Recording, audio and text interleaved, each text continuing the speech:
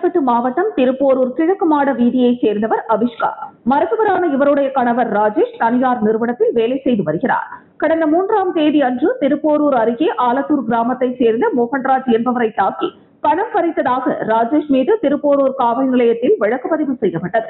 இந்த வழக்கு தொடர்பாக ராஜேஷ் நீதிமன்றத்தில் ஆஜர்படுத்தப்பட்டார். அப்போது நீதிபதி முன்னிலையில் ஆஜரான புகார்தாரர் மோகன்ராஜ் தனது புகாருக்கும் ராஜேஷுக்கும் எந்த சம்பந்தமும் இல்லை என்றும், அவர் தனக்கு எந்தவித பிரச்சனையும் செய்யவில்லை, அவர் எனக்கு அண்ணனை போன்று என்றும், வேறு ஒருவரிடம் வாங்கிய கடனுக்கு செலுத்துவது தொடர்பாக ராஜேஷ் என்னை அவரது காரில் அழைத்து சென்றார் என்றும் வாக்குமூலம் அளித்தார். இதையடுத்து நீதிபதி ராஜேஷை சொந்த ஜாமீனில் விடுவித்து உத்தரவிட்டார்.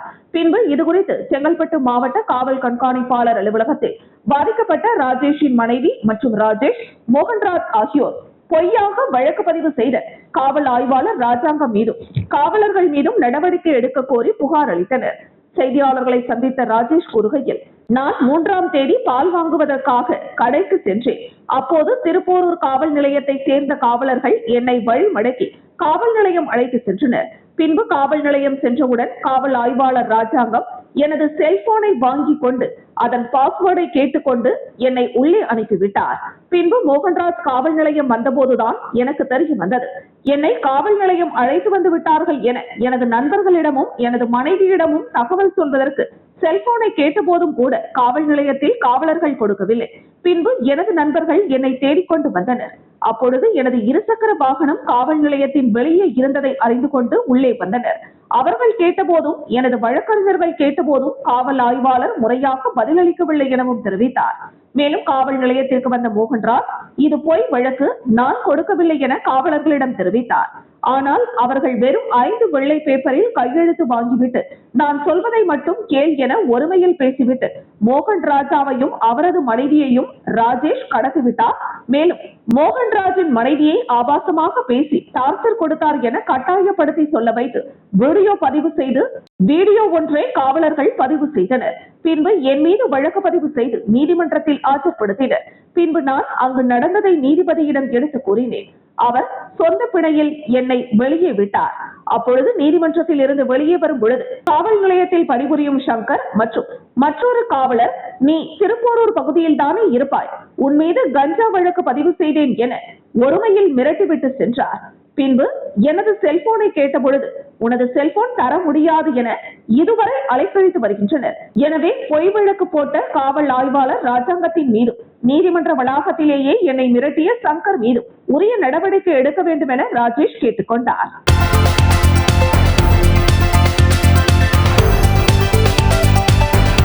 திண்டுக்கல் மாவட்டம் பழனி அடுத்த தொப்பம்பட்டி வட்டார வளர்ச்சி அலுவலகத்தில் பஞ்சாயத்து செயலாளர்களின் ஆலோசனை கூட்டம் நடைபெற்றுக் கொண்டிருந்தது. இக்கூட்டத்தில் அரசு திட்டங்கள் மற்றும் நிதி ஒதுக்கீடு தொடர்பாக முறைகேடுகள் மற்றும் லஞ்ச பணம் கைமாறுவதாக லஞ்ச ஒழிப்பு துறையினருக்கு ரகசிய தகவல் கிடைத்தது. இதனைத் தொடர்ந்து லஞ்ச ஒழிப்புத்துறை டிஎஸ்பி நாகராஜன் தலைமையிலான காவல்துறையினர் தொப்பம்பட்டி வட்டார வளர்ச்சி அலுவலகத்திற்குள் அதிரடியாக நுழைந்து சோதனையில் ஈடுபட்டனர். கூட்டத்தில் பங்கேற்ற அதிகாரிகள் மற்றும் பஞ்சாயத்து செயலாளர்கள் யாரும் வெளியில் செல்ல முடியாதபடி அலுவலக கதவுகள் பூட்டப்பட்டு தீவிர சோதனை மேற்கொள்ளப்பட்டது. இரவு தொடங்கி சுமார் 10:30 மணி அளவில் நிறைவடைந்த இந்த அதிரடி சோதனையில் அலுவலகத்தில் கணக்கில் காட்டப்படாத 4,21,250 ரூபாய் ரொக்க பணத்தை லஞ்ச ஒழிப்பு காவல்துறையினர் பறிமுதல் செய்தனர். இந்த பணம் பஞ்சாயத்து செயலாளர்களிடம் இருந்து லஞ்சமாக பெறப்பட்டதா அல்லது அரசு நிதியில் முறைகேடு செய்யப்பட்டதா என்பது குறித்து வட்டார வளர்ச்சி அலுவலர்கள் மற்றும் ஊழியர்களிடம் லஞ்ச ஒழிப்புத்துறை காவல்துறையினர் தீவிர விசாரணை மேற்கொண்டு வருகின்றனர். இந்த சம்பவம் திண்டுக்கல் மாவட்ட அரசு அதிகாரிகள் வட்டாரத்தில் பெரும் பரபரப்பை ஏற்படுத்தியுள்ளது.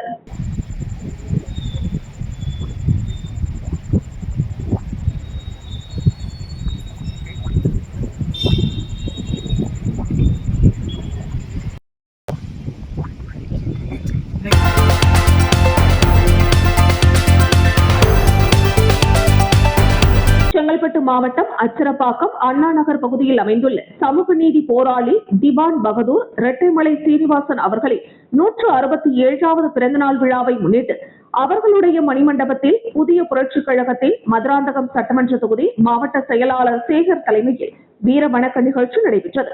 இவ்விழாவில் புதிய புரட்சிக் கழகத்தின் தேசிய தலைவர் டாக்டர் சங்கர் நேரில் வருகை தந்து மாலை அணிவித்து மரியாதை செலுத்தினார். அதன் பிறகு அன்னதானம் வழங்கப்பட்டது.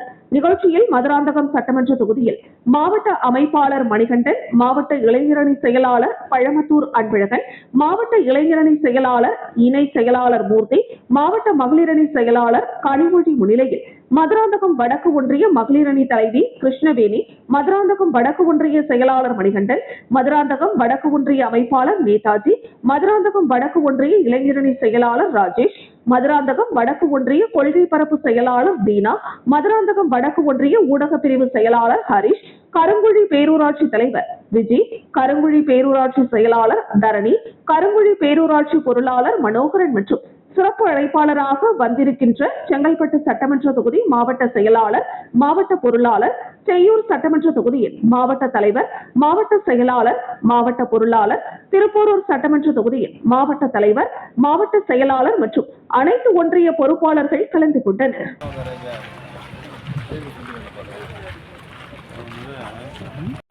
வீர வணக்கம், வீர வணக்கம், வீர வணக்கம், வீர வணக்கம். யாருக்கு வீர வணக்கம்? யாருக்கு வீர வணக்கம்? வீர வணக்கம், வீர வணக்கம், வீர வணக்கம், வீர வணக்கம். புகழ் வணக்கம், புரட்சி வணக்கம், புகழ் வணக்கம், புரட்சி வணக்கம். வாழ்க வாழ்க வாழ்கவே நண்டா பரையன் நண்டா பரையன் நண்டா கூட பரையன் நண்டா நானும் கூட பரையன் நண்டா சூட்டு போடுவான் போட்டு சூட்டு போடுவான் கையை கூட கட்டுவான் கையை கூட கட்டுவான் ஆங்கிலத்தை பேசுவோம் ஆங்கிலத்தை பேசுவோம்.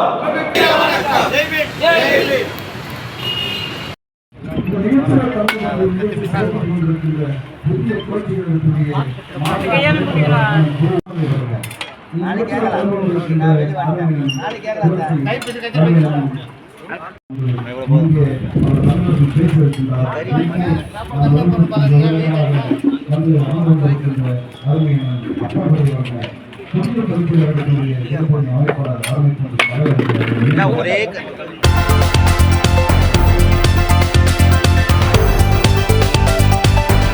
செங்கல்பட்டு அரசு மருத்துவக் கல்லூரி மருத்துவமனைக்கு தினம் தினம் சுற்றியுள்ள உத்தரமேரூர், வந்தவாசி, காஞ்சிபுரம், மதுராந்தகம், மேல்மருவத்தூர், அச்சரப்பாக்கம், மாமல்லபுரம், கல்பாக்கம், கீழம்பாக்கம், திருப்போரூர், கோவளம், கூடுவாஞ்சேரி என பல்வேறு பகுதிகளில் இருந்து செங்கல்பட்டு அரசு மருத்துவமனைக்கு வருகை தந்து சிகிச்சை பெற்று வருகின்றனர். இந்த நிலையில் மருத்துவமனைக்கு வருகை தரும் நோயாளிகளிடம் ஓபி சீட்டு வழங்க ஆதார் அட்டை, செல்போன் நம்பர், கைரேகை கட்டாயம் என மருத்துவமனை நிர்வாகம் அறிவித்துள்ளது. இந்த திடீர் அறிவிப்பால் செங்கல்பட்டு அரசு மருத்துவமனைக்கு வருகை தந்த கர்ப்பிணி பெண்கள், குழந்தைகள், முதியவர்கள் 1 மணி நேரத்திற்கும் மேலாக நீண்ட வரிசையில் காத்திருந்து ஓபி சீட்டு வாங்கி செல்கின்றனர். வழக்கமாக 5 முதல் 10 நிமிடத்தில் வரிசையில் காத்திருந்து ஓபி சீட்டு பெற்று வந்த நிலையில் இன்று 1 மணி நேரத்திற்கும் மேலாக 100க்கும் அதிகமான நோயாளிகள் காத்திருந்ததால் கடும் அவதிக்குள்ளாகினர். இதுகுறித்து நோயாளிகள் கூறுகையில், எங்கள் வீட்டிலிருந்து 1 மணி நேரம், 2 மணி நேரம் பேருந்தில் பயணம் மேற்கொண்டு செங்கல்பட்டு அரசு மருத்துவமனைக்கு வருகை தந்தால் இங்கு ஓபி சீட்டு வாங்க 1 மணி நேரம் நீண்ட வரிசையில் காத்திருக்கும் அவல நிலை இருந்து வருகிறது. ஓபி சீட்டை பெற்றுக்கொண்டு மருத்துவமனையில் மருத்துவரை பார்த்து மாத்திரைகளை பெற்றுக்கொண்டு வீட்டிற்கு செல்ல ஒரு நாள் முழுவதும் கடந்து விடுகிறது. எனவே கூடுதல் கவுண்டர்களை திறந்து மக்களை நீண்ட வரிசையில் காத்திருக்காமல் இருக்க மருத்துவமனை நிர்வாகம் நடவடிக்கை எடுக்க வேண்டும் என கோரிக்கை வைத்தனர். இதுகுறித்து செங்கல்பட்டு அரசு மருத்துவக் கல்லூரி மருத்துவமனை முதல்வர் பிரியா கூறுகையில், மருத்துவமனைக்கு வருகை தரும் நோயாளிகளிடம் ஆதார் அட்டை பெறுவது கட்டாயம். ஒருவேளை ஆதார் இல்லை என்றால் சிகிச்சை அளிக்காமல் இல்லை. அடுத்த முறை ஆதார் அட்டை எடுத்து வர சொல்லி ஓபி சீட்டை வழங்கி வருகிறோம். நோயாளிகள் நீண்ட வரிசையில் காத்திருந்து ஓபி சீட்டை பெற்று வருகின்றனர். இதனால் 7 கவுண்டர்கள் திறக்கப்பட்டு உடனுக்குடன் ஓபி சீட்டு வழங்க நடவடிக்கை எடுப்பதாகவும், ஒரு முறை ஓபி சீட்டு வாங்கினால் போதுமானது, அடுத்த முறை வரும்போது செல்போன் நம்பர் மட்டுமே கொடுத்தால் போதுமானது. இந்த திட்டம் முழுக்க முழுக்க டிஜிட்டல் மயமாக கொண்டு வரப்பட்டுள்ளதாகவும் தெரிவித்தார்.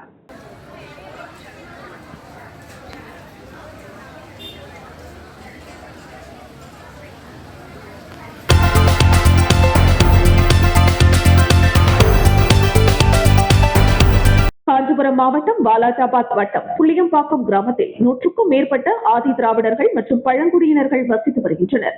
இவர்களுக்கு கடந்த 2009ஆம் ஆண்டு இலவச வீட்டுமனை பட்டா வழங்கப்பட்டது. ஆனால் இதுவரை பட்டாவை கிராம கணக்கில் ஏற்றப்படவில்லை. கடந்த 2014ஆம் ஆண்டு முதல் முறையாக வட்டாட்சியர்கள் அலுவலகத்தில் மாவட்ட ஆட்சியர் என பலமுறை மனு அளித்தும் நடவடிக்கை இல்லாததால் பல்வேறு கட்ட போராட்டங்களுக்கு பின்னர் 15 நபர்களுக்கு மட்டுமே பட்டா வழங்கியவர் மீதமுள்ள 44 நபர்களுக்கு விரைவில் பட்டா வழங்கப்படும் என மாவட்ட நிர்வாகம் சார்பில் உறுதியளித்த நிலையில் இதுவரை எந்த நடவடிக்கையும் எடுக்கப்படவில்லை என கிராம மக்கள் குற்றம் சாட்டினர். எனவே புளியம்பாக்கம் கிராமத்தை சேர்ந்த கிராம மக்களுடன் விடுதலை சிறுத்தை கட்சியின் உத்தரமேரூர் சட்டமன்ற தொகுதி மாவட்ட செயலாளர் எழிலரசு தலைமையில் 100க்கும் மேற்பட்ட கிராம மக்களுடன் மாவட்ட ஆட்சியர் வளாகத்திற்கு வருகை தந்து மாவட்ட ஆட்சியர் அலுவலகத்திற்கு சென்று மாவட்ட ஆட்சியரை சந்திக்க நேரம் கேட்டிருந்தனர். உடனடியாக கிராம மக்களை அதிகாரிகள் சந்தித்து மனுக்களை பெற்று உடனடி தீர்வு காண உள்ளதாக தெரிவித்த பின் கிராம மக்கள் அங்கிருந்து கலைந்து சென்றனர். திடீரென 100க்கும் மேற்பட்ட கிராம மக்கள் மாவட்ட ஆட்சியர் அலுவலகத்தில் ஒன்று கூடியதால் அப்பகுதியில் சிறிது நேரம் பரபரப்பு ஏற்பட்டது.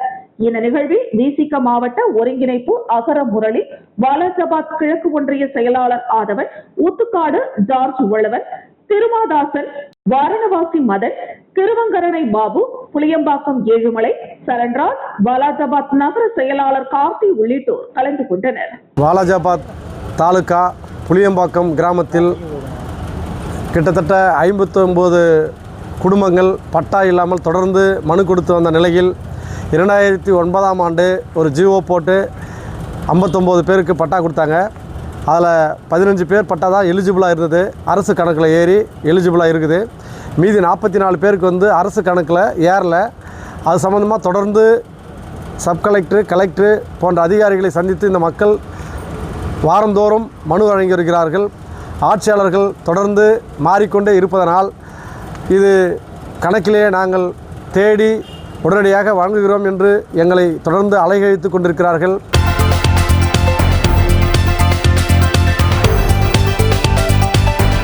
திருவண்ணாமலை அருணாச்சலேஸ்வரர் திருக்கோவிலில் ஆடி பிரம்மோற்சவ விழாவை முன்னிட்டு 63 அடி உயர தங்க கொடிமரத்தில் கொடியேற்றும் நிகழ்ச்சி வெகு விமர்சையாக நடைபெற்றது.